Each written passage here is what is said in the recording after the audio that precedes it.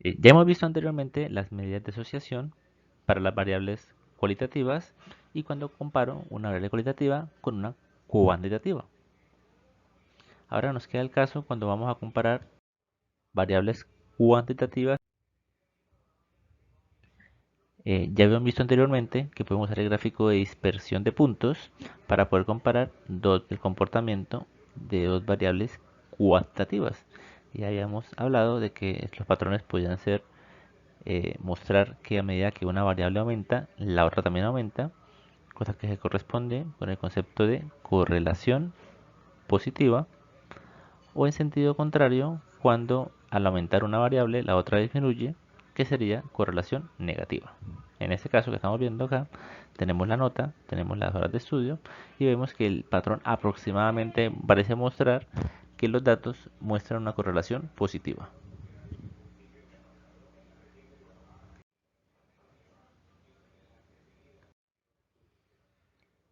Sin embargo, podemos cambiar los ejes de forma que la variable que vaya en el eje X, en el eje horizontal, pues corresponda a la que va a ser la variable explicativa. En este caso hemos cambiado de forma que las horas de estudio van a tratar de predecir la nota. Entonces, dependiendo de la jerarquía que yo quiera evaluar en los datos, en las variables de los datos, puedo establecer una variable como X y la otra como Y de forma indistinta. Hay que tener en cuenta que cuando yo quiero hacer un análisis de correlación, en la correlación las dos variables, recuerden que no tiene. En cambio, cuando hacemos la regresión, en ese caso sí estoy escogiendo una variable X que está cumpliendo la función de pretender explicar los cambios de la variable Y. Entonces ahí debo tener más cuidado a la hora de elegir quién es X y quién es Y. Como punto de partida para el análisis de dos variables cuantitativas, partimos del concepto de covarianza. La covarianza es la variación conjunta de dos vectores de datos. Es decir, yo tengo la nota, tengo la hoja de estudio y yo quiero ver qué tanto varían de forma conjunta. Para poder hallar esto, puedo aplicar las fórmulas de las que están en naranjado o las fórmulas que están en verde. Cualquier conjunto de columnas, podría aplicarlas. Si yo quiero aplicar, por ejemplo, esta fórmula que está acá, entonces aplico las desviaciones con respecto a la media y esas desviaciones respecto a la media las multiplico entre sí. Por ejemplo, para hallar este 17,36, yo tuve que haber tomado el primer dato de x, que es 1,2, haberle restado la media de esa variable, es decir, 3,178, y multiplicar esto por lo correspondiente para y. Valor de y es 3, menos el promedio de y, que es 11,778. Hacer estas restas y posteriormente el producto me da a este valor. Y hago esa operación con todos los datos hasta obtener finalmente la suma de estos productos. Esta suma es la que efectivamente va en el numerador. En el denominador iría el total de datos, que en este caso es 9. Si quiero aplicar las otras fórmulas, estas fórmulas de acá, pues entonces uso estas columnas. Acá tenemos la sumatoria de los productos cruzados, es decir, las multiplicaciones de x por y, 1.2 por 3 es igual a 3,6 y así sucesivamente.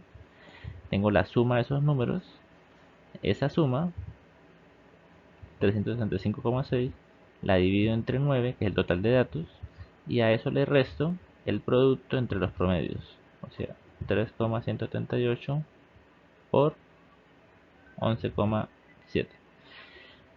Entonces, colocar esto un poco mejor.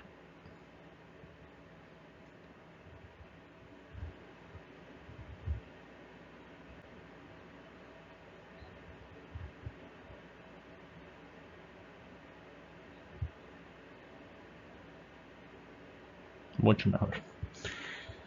Con estas operaciones puedo hallar la covarianza. La covarianza del resultado va a ser este número que está acá, 3,195, porque es el resultado de dividir la suma de las desviaciones de los productos cruzados de las desviaciones entre el total de datos, que es 9.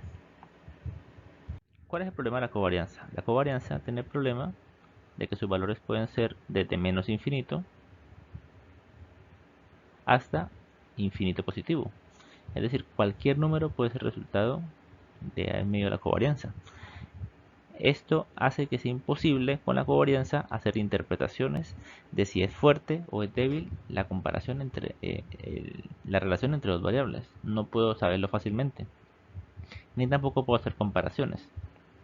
Para poder evaluar si la relación entre dos variables es alta o baja, es fuerte o débil, y poder comparar entre conjuntos de datos, debo utilizar esto que se llama correlación lineal, coeficiente de correlación lineal, que está representado con esta letra griega, que es la letra griega ρ. Esto es la versión estandarizada de la covarianza. De hecho, tomamos la covarianza que está acá arriba y para obtener ρ, pues voy a dividir la covarianza entre el producto de las dos desviaciones estándar. Es decir, la covarianza que obtuvimos en el punto anterior la voy a dividir entre el producto de las dos desviaciones estándar. La desviación estándar de x y la desviación estándar de y. Al hacer esta operación, pues obtenemos el valor de la correlación. Si queremos calcular ρ de nuevo, sin necesidad de tener la covarianza y las desviaciones antes, puedo aplicar esta fórmula que está acá. Entonces puedo tomar, por ejemplo, las desviaciones, nuevamente las desviaciones de los datos respecto a la media, multiplicarlas entre sí, tomar esa sumatoria, la misma que usamos para el otro caso, y eso dividirlo entre las desviaciones, entre las mismas desviaciones al cuadrado elevadas al cuadrado. Tomamos las desviaciones de x respecto a su media, lo elevamos al cuadrado y todos estos números los vamos a sumar. Estas sumas finalmente van a ir acá en el denominador. Y esta operación finalmente me da el coeficiente de correlación. Otra forma de hacerlo es con las otras tres columnas, que son el cuadrado de los datos, el cuadrado de y el producto cruzado de x por y. Con estas fórmulas usualmente son más fáciles de utilizar y tienen menos errores de redondeo. Tomo estas sumatorias, que son las sumas de todas estas columnas, y reemplazo en la fórmula donde me pidan. Por ejemplo, en este caso me están pidiendo la sumatoria de x por y, me están pidiendo este valor que está acá. En este caso me están pidiendo la sumatoria de x al cuadrado. ¿Dónde está eso? Acá. Acá me están pidiendo la sumatoria de y al cuadrado. ¿Dónde está ese valor? Acá. Y lo que está acá al lado es n, que es el total de datos, que multiplica al promedio de x, que es este, por el promedio de y, que es este. Acá en el denominador está otra vez el promedio de x. Acá está el promedio de y, solamente que elevado al cuadrado en ambos casos. Y pues ir reemplazando. Aquí están los valores, aquí está el reemplazo ya hecho.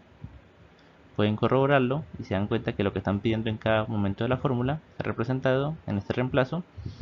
Eso es solamente resolver esto a la calculadora y obtengo el coeficiente de correlación lineal que obtuvimos en la diapositiva anterior. La interpretación de ese coeficiente se hace en función de los valores que puede tomar ρ. ρ puede ser entre menos 1 mínimo y más 1 máximo, pasando por el 0. Si yo tengo un valor menor que 0, o sea, entre menos 1 y 0, estoy hablando de una correlación negativa, es decir, a medida que una variable sube de valor, la otra disminuye, creando un patrón decreciente en la variable. En cambio, si el valor es positivo, entre 0 y más 1, voy a tener que la variable, al contrario, a medida que una aumenta, la otra aumenta también, lo cual crea un patrón ascendente. Entre más cercanos sean los valores a los extremos, o sea, entre a más 1 o a menos 1, voy a tener una correlación más fuerte. En cambio, cuando se más se acerque a 0, va a ser más débil la correlación, hasta llegar al punto que cuando sea exactamente igual a 0, voy a tener una correlación nula.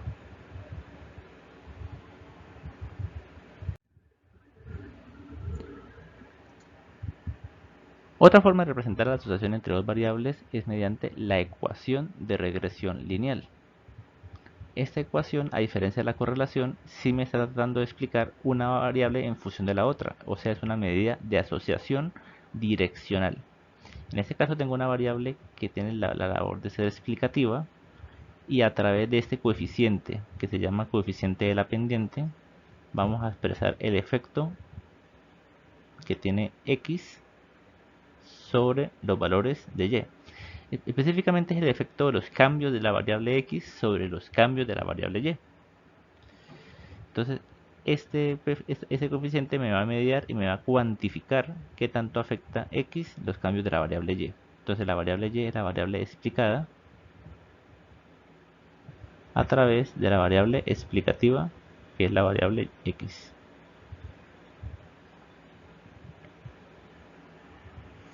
Para hallar este resultado, para hallar la pendiente, uso esta fórmula. Tengo la covarianza en el numerador, que ya la sabemos cómo hallar, y en el denominador ahora pongo la varianza de x. Fíjense que esto es la diferencia de la fórmula para ρ. La fórmula para ρ tenía la covarianza de x con y dividido entre el producto de las dos desviaciones estándar. Vemos que ahora en ρ ambas varianzas se tienen en cuenta, o sea, ambas desviaciones estándar. La variabilidad de x y la variabilidad de y eran tenidas en cuenta para estandarizar la covarianza. En cambio, acá en beta solamente me interesa la variabilidad de x, que es la variable explicativa. Por eso es que beta solamente representa el efecto de x sobre y.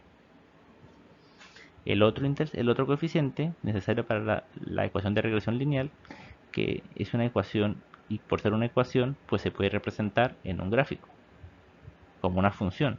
Como es una regresión que solamente no tiene elementos al cuadrado ni nada, esta ecuación me va a permitir trazar una recta de regresión. Y una recta de regresión requiere dos puntos. Ustedes saben que para poder trazar una recta requiere un punto de partida, un punto de llegada, dos puntos por donde va a pasar la recta. Entonces, para tener la definición de por dónde pasa la recta, pues debo tener un intercepto. El intercepto es el valor de alfa. Y va a ser el valor, borremos esto un segundo, es el valor que va a tomar la variable y cuando x valga 0. En efecto, si x asume el valor de 0, pues sencillamente esta parte de acá se anula, como si no existiera, y y va a tomar el valor de alfa. O sea, alfa es el valor de y cuando x vale 0. Y se halla mediante esta fórmula.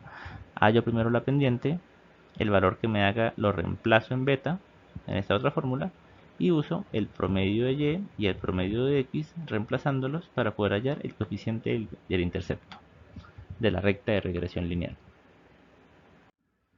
Vamos a poner en práctica estos conceptos para poder hallar para estos datos ambos coeficientes. Entonces, por ejemplo, tenemos la ecuación y es igual a alfa más beta por x, reemplazando quién es y. En este caso vamos a representar a y, o sea, a la variable explicada, que son las horas de estudio, y la variable x, que va a ser la variable explicativa, como la nota. ¿Qué nos falta? Pues hallar los coeficientes. Para hallar el coeficiente de beta, pues vamos a hallar la covarianza, o podemos usar esta fórmula que está acá. Es decir, con la tabla de datos buscamos otra vez los productos de las derivaciones de los datos. Reemplazo acá. Y en el denominador coloco las desviaciones de x con respecto a su media elevado al cuadrado. Es decir, esta columna es la suma de los datos de esa columna. Estos datos sumados. Acá está. Al hacer este cociente nos da un coeficiente dependiente de 2,93, que vuelvo y digo representa el efecto de x sobre y. Más adelante vamos a ver la interpretación precisa de este valor.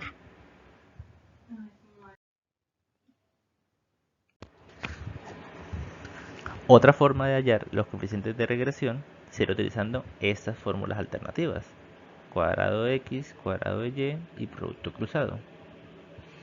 Si hago esta fórmula, puedo tomar los totales, las sumas, y reemplazar en las fórmulas sumatoria de productos cruzados, sumatoria del cuadrado de x, y acá están los promedios. Reemplazo los valores y eso me da el coeficiente de regresión.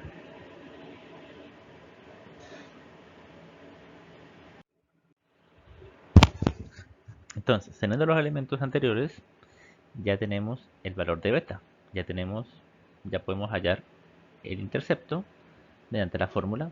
Tengo el promedio de y, tengo el promedio de x, tengo la pendiente, hago el producto de x por la pendiente y tomo el valor de y, el promedio de y, y le resto esa multiplicación y me da el valor del intercepto. Ya teniendo esto, tengo todos los elementos de la ecuación de regresión que me explica a las horas por medio de la nota. Cabe aclarar que esa simplificación pues es solamente un ejemplo. Por supuesto que hay muchos más factores que influyen en que una persona estudie más horas que la simple nota. Podría considerar más factores, pero eso entraríamos en el plano de la regresión múltiple. Estamos solamente analizando el efecto de un solo factor. Entonces, ¿para qué sirve esta ecuación? Bueno, sirve primero que todo para medir el efecto. Ya sabemos que el efecto es este. Esta es la cuantificación del efecto. También nos sirve para saber el sentido. Sabemos que es una asociación positiva, porque el signo de la pendiente es positivo. Por último, también sirve para predecir valores si yo supongo un valor de la nota dado. Es decir, yo puedo calcular un valor predicho del número de horas, o sea, de la variable y, de la variable explicada, a través de un valor en la variable x. Entonces, por ejemplo, si yo quisiera saber cuántas horas yo podría predecir que va a estudiar una persona que sacó 1,9, pues yo multiplico 1,9 por 2,93, le sumo este valor y me da finalmente que va a estudiar, esperaría yo que estudie un promedio de 8 horas, habiendo sacado una nota de 2,5. Entonces, esta ecuación me sirve para poder hacer predicciones. Naturalmente tengo que hacer predicciones en base a valores que estén dentro del rango de los datos de los datos que yo tengo. Si yo no tengo notas por debajo de 1, sería incorrecto usar esta ecuación para tratar de predecir qué ocurre con notas por debajo de 1 si mis datos no tienen esa información. Es importante aclarar eso. Acá está cómo ponemos la recta de regresión en la gráfica de dispersión de puntos. Entonces yo puedo ubicar el valor de alfa, que aquí vemos el valor de alfa en la ecuación que puse acá. Alfa fue 2,468. Pues bueno, ya sabemos que este es el valor que tienen las horas de estudio si la nota fuera 0. Es decir, me paro en 0, en x0, y subo 2,468. Efectivamente, con eso ese va a ser el punto de arranque de la recta de regresión. Recuerden que las rectas continúan en el espacio, son infinitas. Pero pues obviamente no tengo que graficar todas las rectas, sino solamente el segmento de recta que hace parte del gráfico. Necesito buscar un segundo punto para poder trazar la recta. Entonces puedo buscar un valor cualquiera. Por ejemplo, yo puedo predecir que lo que hicimos anteriormente, si x valiera 1,9, cuántas horas de estudio tendría la persona. Entonces busco el 1,9, valor que yo quiero que me predigan, subo y resolviendo la ecuación como hicimos en la diapositiva anterior, obtuve un valor de aproximadamente 8 horas. Eso me da este punto. Y ya teniendo los dos puntos, puedo trazar una recta que cruce por los dos puntos y tengo la recta de regresión. ¿Cómo se ve la interpretación de la pendiente? Pues la pendiente tiene que ver con la inclinación de este punto.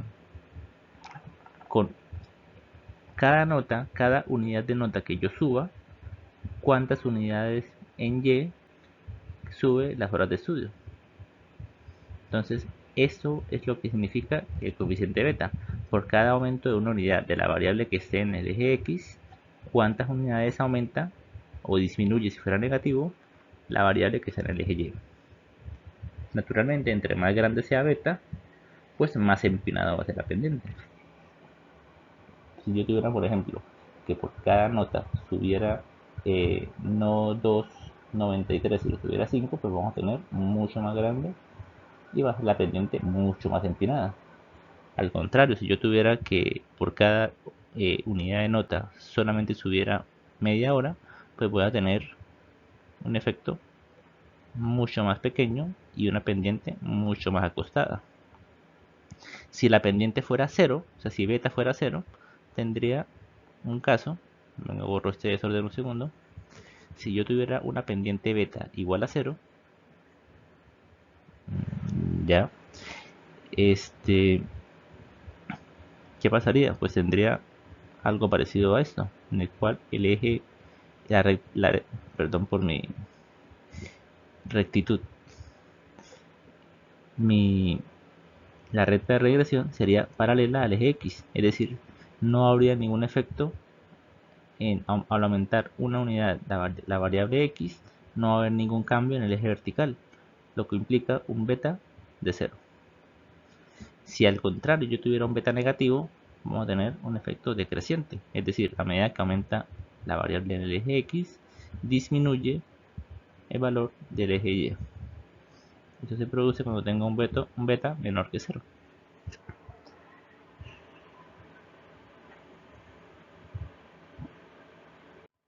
Y finalmente nos queda así la recta de regresión, ya habiéndola cruzado usando los dos valores que hayamos usando la ecuación de regresión lineal.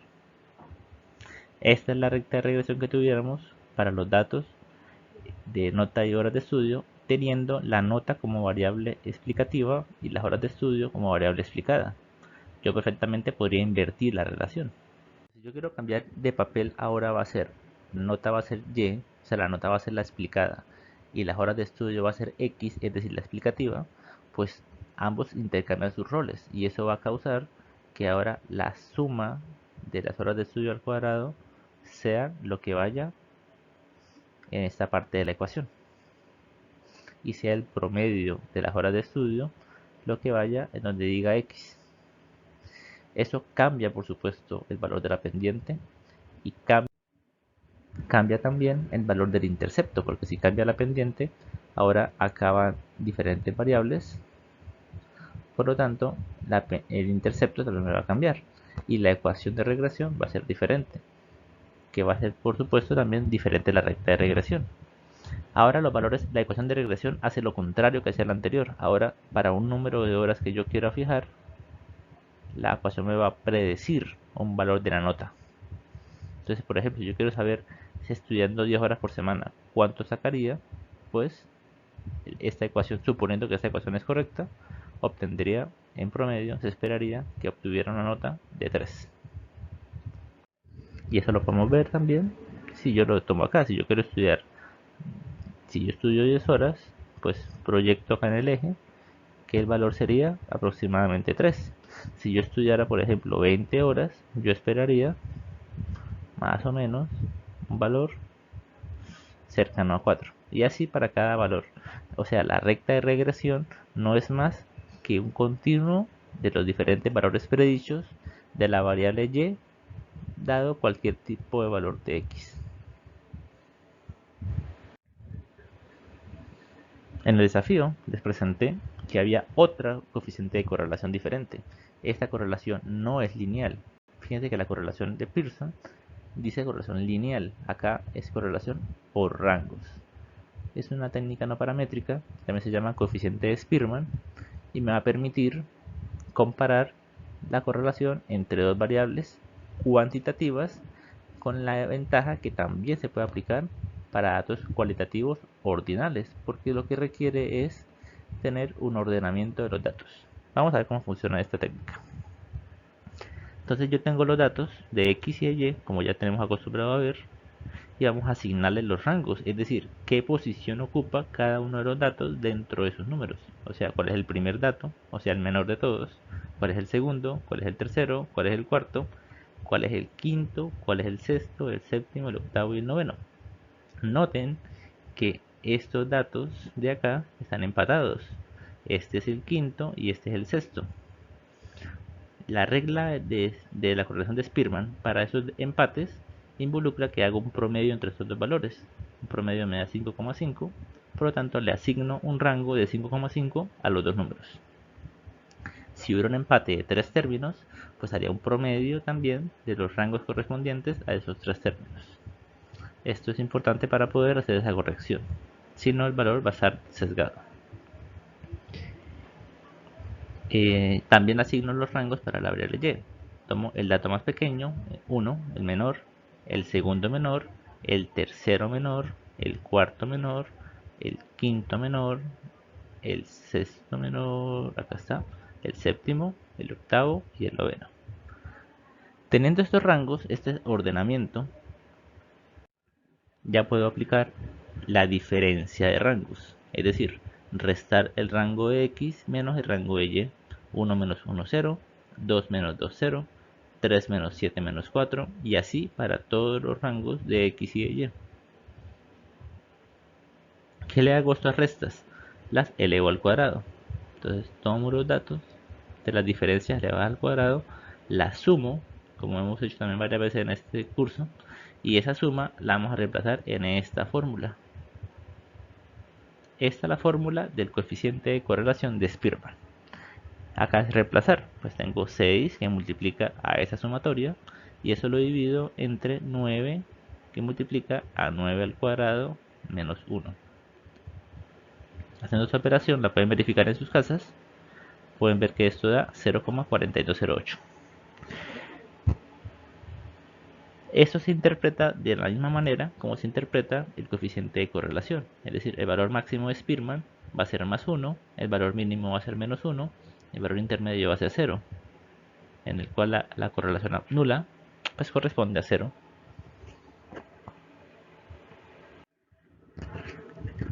Entonces, ¿para qué estoy presentándoles dos coeficientes de correlación? Correlación lineal y correlación por rangos. ¿Para qué sirven? Pues para lo mismo, para medir la correlación o la asociación no direccional entre dos variables cuantitativas. Entonces, ¿por qué existen dos? De hecho, existen muchos más. No solamente estos dos existen, estos son los más usados. ¿Por qué existen tantas mediciones de lo mismo? Pues porque tienen ventajas. Por ejemplo, la de Spearman tiene la ventaja de que también se puede usar para datos ordinales. La de Spearman no depende de ningún tipo de forma. Hace parte de las herramientas que en estadística se llaman no paramétricas. Las formas no paramétricas pues no requieren una forma de los datos, por lo tanto son más versátiles. ¿Cuál es el problema de la coeficiente de Pearson? Que solo se puede para datos cuantitativos y que además es muy sensible a los datos atípicos o a formas no normales. Pero por algo existe. Existe el coeficiente de Pearson porque es más potente. Al ser más potente es que detecta de mejor manera la correlación entre dos conjuntos de datos. Mientras que Spearman es menos potente, pero es más robusto porque resiste el efecto de datos atípicos.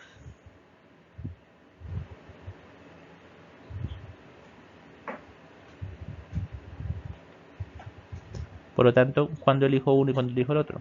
Pues Pearson lo usaría si no tengo datos atípicos y tengo datos cuantitativos. En cambio, Spearman lo utilizaría si tengo datos ordinales o cuando tengo dudas de la forma de los datos o cuando tengo datos atípicos. Dependiendo de que yo prefiera, pues voy a usarlo. La interpretación es la misma.